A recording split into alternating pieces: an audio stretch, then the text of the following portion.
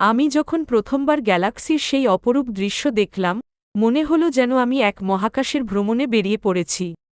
অসীম আকাশে ছড়িয়ে থাকা অসংখ্য তারা, তাদের উজ্জ্বলতা যেন আমার হৃদয়ে আলো ছড়িয়ে দেয়।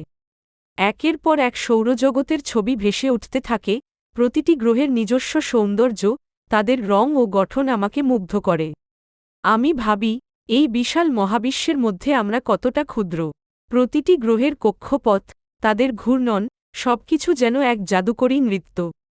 শেষ মুহূর্তে, যখন ভিডিওটি শেষ হতে চলেছে, আমি মনে মনে প্রার্থনা করি, যেন এই সৌন্দর্য আরও অনেকের কাছে পৌঁছায়।